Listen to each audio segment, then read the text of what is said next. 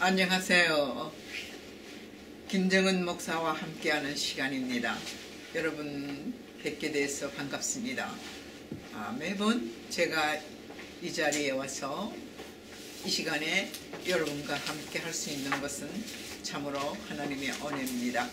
오늘도 기도해야 산다라는 그 제목을 가지고 우리가 어떻게 하면은 기도의 응답을 받을 수 있는가에 대한 우리가 서로가 기도에 대한 이해와 도움이 되기를 바랍니다. 먼저 기도하겠습니다. 자비로우신 아버지 하나님 감사합니다. 부족한 것을 세워주셨사오니 하나님께서 어떻게 하면은 우리가 기도하면서 은혜를 받고 또한 하나님과 서로 소통하며 하나님의 은혜를 입어서 하나님의 뜻을 나타낼 수 있는가를 우리가 깊이 깨달을 수 있도록 도와주시옵소서.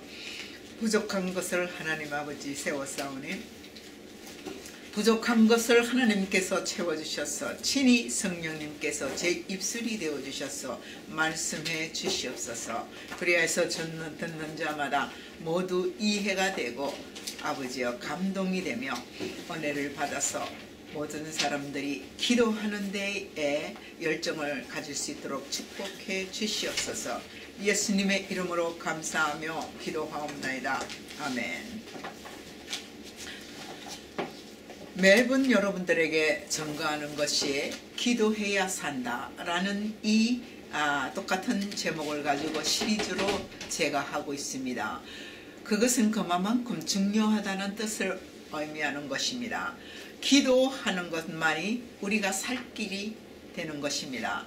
아무리 우리가 유능해서 말씀을 잘 알고 말씀을 잘 깨닫고 그리고 전문적인 지식이 있고 또한 성경에 대한 신학적인 지식과 사상이 높아서 이것들에 대해서 풀이를 정말 잘한다 할지라도 우리는 이 모든 것들에 기도가 없으면 기도가 뒷받침해 주지 않으면 기도가 미끄럼이 되지 않으면 이것은 오직 지식적으로 신학적인 지식만 증거할 따름이며 또한 이것으로 통해서 말씀에 대한 연구의 대상이 될 뿐이지 우리의 신앙생활에 있어서 크게 도움이 될 수는 없다고 봅니다. 저는 기도하는 것에 대해서 강조하는 것은 제 자신이 기도를 통하여서 확실히 하나님의 은혜를 깨달을 수 있었고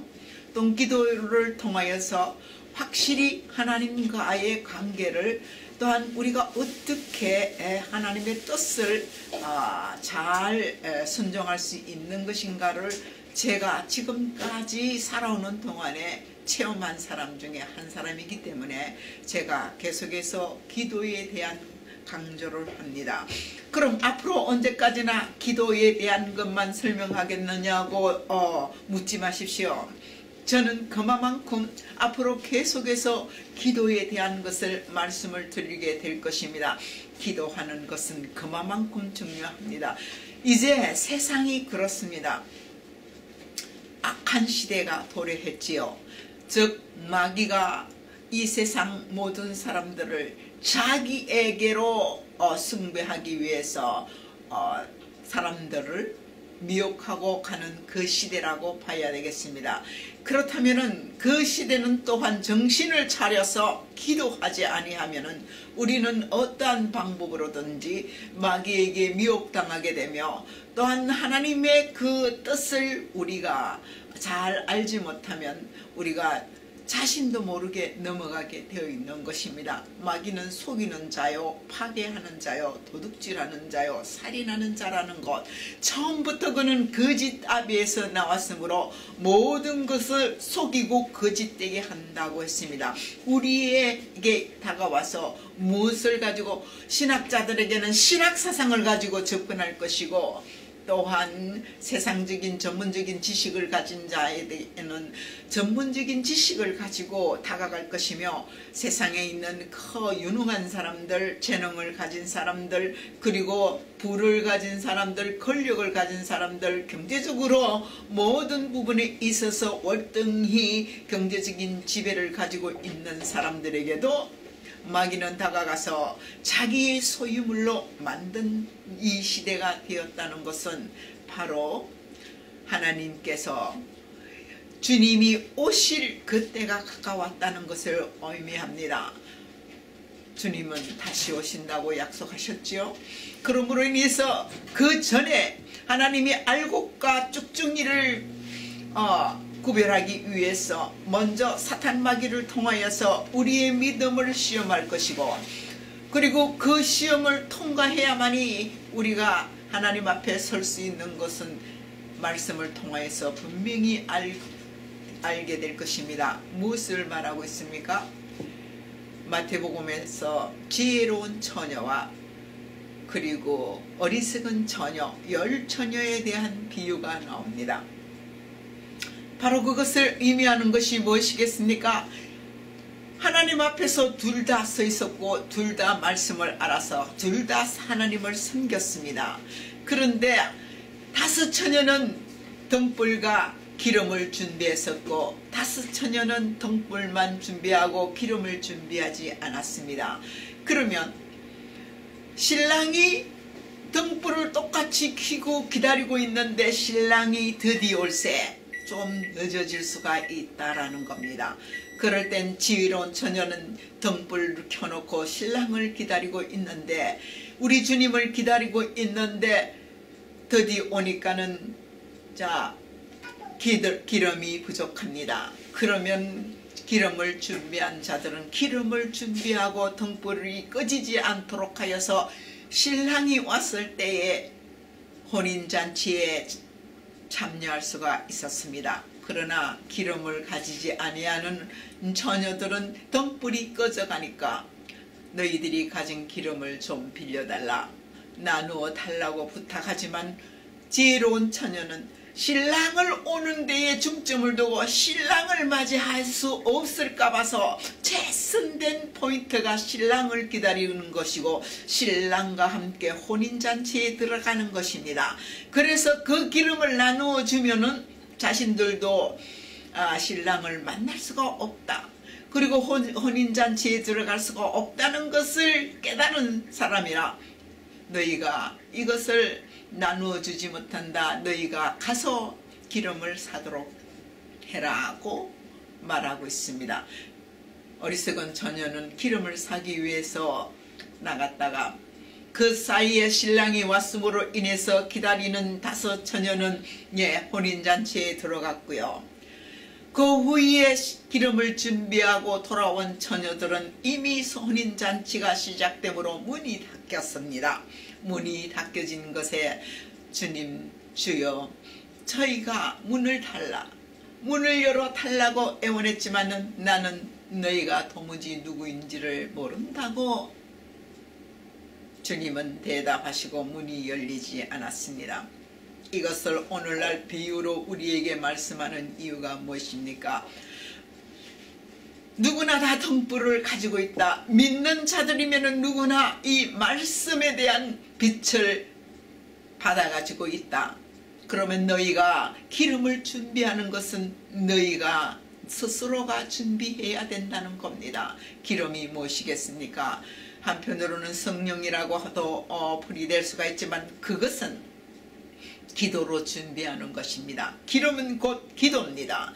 기도하지 않고는 주님이 어떻게 언제 오실지 모르고 항상 주님을 예비하는 자들은 기도를 통해서 주님이 오심을 깨달을 수 있고 언제나 등불을 켤 수 있는 그 기도가 바로 예수님을 맞이할 수 있는 것입니다. 그러면 우리가 어떻게 기도해야 되겠느냐고, 우리가 어리석은 자가 되지 말아야 한다는 것을 알게 될 것입니다. 그러면 우리가 어떻게 어리석지 않고 지혜로운 자가 되겠느냐?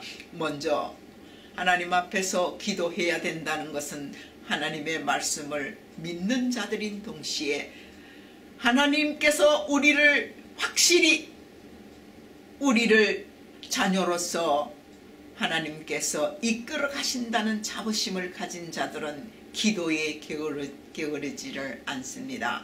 왜냐하면 하나님과의 소통과 하나님과의 대화가 없으면 우리가 하나님의 뜻을 알지 못하며 하나님의 그 은혜를 잊어버리게 되고 하나님의 그 참 자비로우심을 우리가 늘 받고 살아야 하는데 그 빛을 받을 수가 없기 때문에 우리는 자부심을 가질 수가 없고 세상에 있는 것들에 소속이 되어서 스스로 또한 세속화될 수밖에 없는 이 세상의 물결에 휩쓸리고 많은 우리들 약한 모습이 있다는 것을 알기 때문에 항상 기도하는 사람은 하나님 앞에서 기도하면서 열심히 주님을 위하여 기도하며 세상 사람 믿지 아니하는 사람들을 위하여 기도하면서 무엇을 바라겠습니까? 그것만 우리가 요구하는 것이 아니고 우리 스스로가 하나님의 은혜를 놓치지 않겠다는 그 굳건한 믿음의 자부심을 가져서 하나님 앞에 나아가는 것입니다. 이 믿음의 자부심을 갖지 아니하면은 결코 믿지 아니할 것이고 결코 이것에 하나님 앞에 기도하더라도 잠시 잠깐 하다가 중단하게 될 것이며 세상에 있는 것들이 미혹하게 될 때는 그것에 따라서 휩쓸리고 말 어리석은 처녀처럼 될 것입니다. 기름을 준비하지 않는 것은 등불은 언제쯤이면 꺼지게 되어 있다는 것을 의미하는 것입니다. 기름으로 계속해서 채워지지 아니할 때는 우리 마음속에 뜨거운 등불이 꺼져갈 수밖에 없는 것은 바로 하나님께서 주시는 그 은혜의 그 놀라운 그 사랑이 그 마음속에 늘 공급받지 못한다면 등불은 차츰 세상에 있는 것들과 화합이 되어서 꺼져가고 말 것입니다. 우리가 확실히 믿음 위에 굳건히 설 수 있는 것은 우리들이 하나님의 자녀로서 먼저 자부하지 아니하면 안 될 것이며 이것은 말씀에 의지해서 우리가 가져야 할 지혜로운 처녀가 가지는 그 기름인 것입니다. 바로 우리가 무엇을 말합니까? 너희는 세상의 빛이라. 산 위에 있는 동네가 숨겨지지 못할 것이라. 이것이 자부심을 갖는 하나님의 자녀의 중심된 마음입니다. 이것이 하나님께서 하나님의 자녀에게는 너희는 세상의 빛이라고 분명하게 말씀하고 있는 것은 우리로 하여금 빛의 자녀로서 자부심을 가져서 나아오라.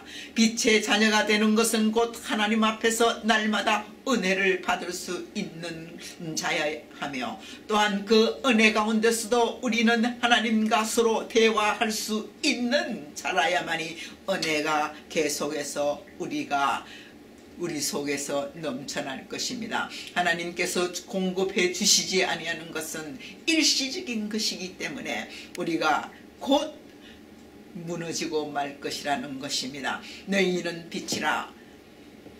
산 위의 동네가 숨기워지지 않는다는 것은 세상의 모든 사람들에게 비춰지는 빛이라 그 말입니다. 그러면 우리가 세상의 모든 것들의 빛이 되어야 되는 것은 빛의 자녀로서의 모든 일들을 감당하며 그 자부심을 가지고 나아갈 때에 어두움의 권세가 우리를 해하지 못한다는 것은 마귀의 권세가 우리를 감히 가까이 오지도 못할 것이며 해하지도 못할 것이며 우리에게 공격하지도 못할 것이라 그 말씀입니다. 그래서 우리는 당당할 수밖에 없는 하나님의 자녀, 빛의 자녀로서의 우리는 하나님 앞에 늘 나아가서 하나님의 뜻을 받들어야 할 것입니다. 이것이 바로 자부심을 가지고 나아가는 하나님 아버지 앞에서 빛의 자녀로서의 자부심을 가지는 이 자녀의 기도 제목들은, 기도의 사역들은 다 하나님께서 이루어 주십니다. 그것이 바로 하나님께서 빛의 자녀로서의 사명을 감당하기 위해서 하나님의 뜻을 빛의 자녀를 통하여서 이루시기를 원하시기 때문입니다. 그러므로 인해서 베드로전서 2장의 말씀을 통하여서 다시 보겠습니다. 우리는 그의 택하신 족속이요 왕같은 제사장 거룩한 나라여 그의 소유된 백성 이만하면 우리는 자부심이 충분하지 않겠습니까? 이만하면 우리에게 주시는 하나님의 지혜의 그 기름이 우리는 충분하다고 생각합니다. 하나님께서 이만큼 우리에게 강건한 하나님의 자녀로 삼으셨는데 우리가 왜 어둠의 근세에 우리가 약해지며 우리가 또한 그것에 대해서 늘 우리가 두려워해야겠습니까? 두 번째, 우리는 우선순위를 어디에 두느냐? 우리는 우선순위를 세상에 있는 어떤 것보다도 하나님의 말씀에 우선순위를 두어야 합니다. 하나님께서 그냥 세속적인 신들처럼 잠깐 나타나서 너는 이것을 믿어라 그러면 빌면 복을 줄 것이다. 그런 하나님이 아니잖아요. 하나님은 창세 이후부터 오늘에 이르기까지 그리고 주님이 오시는 그날까지 하나님의 자녀들에게 끊임없이 말씀을 해주시고 계시는 겁니다. 바로 무엇을 말씀하고 있습니까?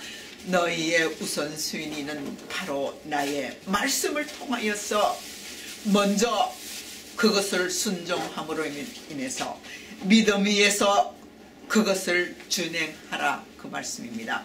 우리의 기도의 우선순위도 바로 말씀을 통하여서만이 우리가 기도해야 하며 그 말씀을 통해서 하나님 앞에 나아가서 간구해야 한다고 계속해서 제가 강조하는 것입니다.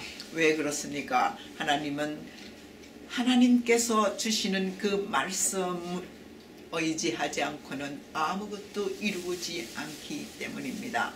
우리의 생활에 있어서 그렇습니다. 부모가 자녀에게 이것을 해라고 부탁했는데 그 자녀가 부모의 말씀을 순종하지 아니하고 다른 것들에 대해서 그것들을 더 중요시해서 부모의 말을 무시한다면 부모가 그 자녀에 대해서 어떻게 하겠습니까? 바로 하나님의 말씀을 순종하지 아니하는 것은 하나님을 인정하지 아니하는 자며 하나님을 무시하는 것이라고 우리는 봐야 합니다. 그러므로 내가 만유리 여김을 받지 않겠노라고 말씀하신 말씀의 뜻을 우리는 기억해야 합니다. 주님은 결코 만유리 여김을 받지 않습니다. 그러므로 인해서 그는 하나님의 말씀을 통하여서 그분은 말씀을 통하여서 반드시 약속하신 것을 이루어내시고 무엇보다도 우선순위를 주님을 먼저 생각하고 주님의 말씀을 최우선순위로 두고 순종하며 나아갈 때에 하나님과 대화가 이루어질 것이며 모든 우선순위는 하나님께서 말씀하신 것에 순종을 제일 먼저 하고 난 다음에 순종하고 난 다음에 하나님 앞에 나아가서 우리의 기도, 우리가 요구할 바를 하나님 앞에 해야 할 것입니다. 그러면 우리가 먼저 해야 할 것을 하고 난 다음에 하나님 앞에 기도할 때는 하나님은 굉히 기쁘게 우리의 기도를 응답해 주실 것입니다. 우리가 말씀에 의지해서 기도해야 하는 것은 사탄 마귀의 그 미혹에 빠지지 말라는 뜻입니다. 저들의 속임에 빠지지 말라는 것입니다. 저들의 거짓된 것에 속아 넘어가지 말라는 것입니다. 저는 거짓되이 우리를 속였습니다. 바로 하와를 속였듯이 바로 오늘날 우리에게도 다가와서 하나님의 말씀을 거짓되게 위장되게